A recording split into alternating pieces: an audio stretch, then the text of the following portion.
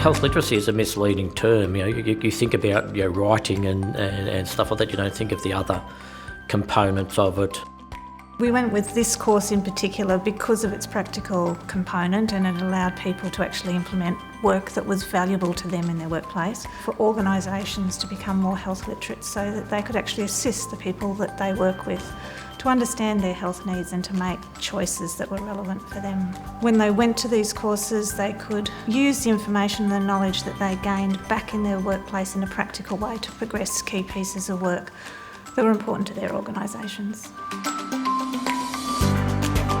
First project, we looked at our 1300 number, which is our central service access number, and we had a look at the scripts that were being used by the workers there when they take that initial phone call, and looked at how we could provide it in a format that supported them to use easier English when they were making that initial call. So we had some existing documentation, and some of it pretty policy heavy, and we thought it'd be really nice to have a user-friendly, almost like a checklist about what works, what doesn't work when we're conveying information to our consumers. So we started that process by delivering a short training session to other program advisors and monitoring coordinators to sort of get a bit of buy-in from our peers. Doing a bit of an investigation of our written communication, both at Manningham Community Health Services and then at Inner East Community Health. And then we looked at creating one written process for our new organisation. There were loads of acronyms and it was quite complex in the way that we were asking the questions. So we basically got all stakeholders really to participate and give us some feedback in terms of what that looked like. It was great for us to be able to address it in terms of the health literacy course.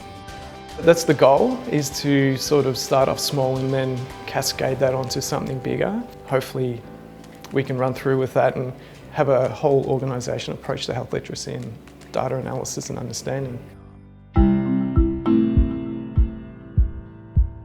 Today we're here for the Health Literacy Senior Executive Forum, which is an important part of the Health Literacy Development course. We're asking agencies to select people that have a potential or actual change agent role in the organisation, and we're asking their executive sponsor effectively to create an authorising environment for that change. So it's a good opportunity for execs to hear about what's going on in other organisations. It's a good opportunity for them to reflect on what's going on in their agency. The Department of Health and Human Services is very committed to health literacy.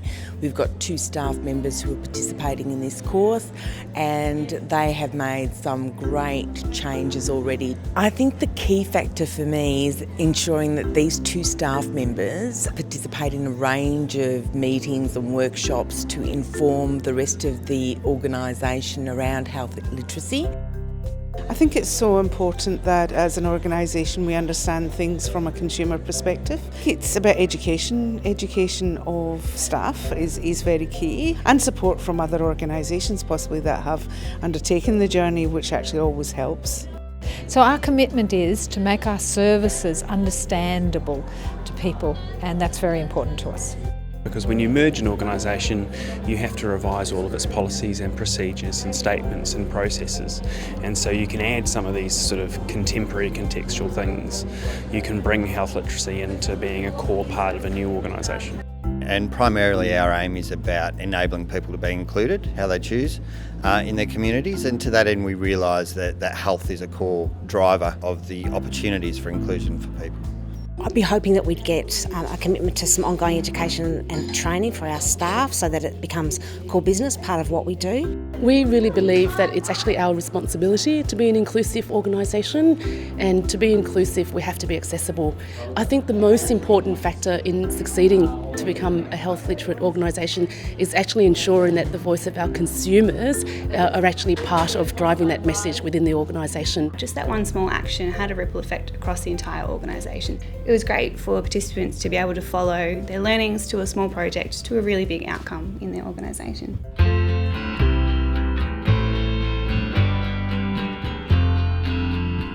Really raised my awareness about health literacy and how it could apply to my own practice. But I was interested in developing this longer course so that I could go back to my organisation and build the capacity of the organisation as a whole. Once our participants had really cut their teeth with their first project and built their confidence, they then rolled on to a second, bigger project internally within their organisations. And this is where people were able to get creative and harness kind of the momentum that was already going on in their organisation and build on their first project to something that's aiming towards quite significant organisational change. So we're at Link Health and Community, and today we're at our Clayton site where our oral health team resides. Marie and I wanted to talk to the oral wellbeing team about health literacy generally and about some of the specific work that we'd been doing and how the learnings that we've taken from the course could be applied to clinical practice for our dentists and dental assistants. Today was more sort of planting the seed than anything else, I suppose. Marie and I have met with the general managers of each department, and as part of that strategy we're addressing the different teams to give a little introduction to health literacy.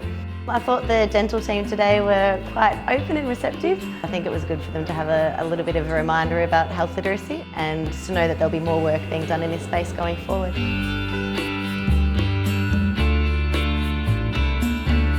What we found when we spoke to the participants was that there were a lot of secondary outcomes. They were becoming the go-to person for health literacy.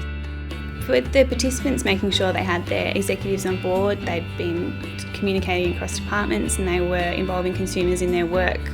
Kind of working at all those levels ensured that once this course was finished that there was still momentum, there was still work going on, and just really reinforced the sustainability of this work. Really satisfying or encouraging for us to see that we knew this investment, and for us and for the participants, would pay off long term, and it wasn't something that would go away once the course went away.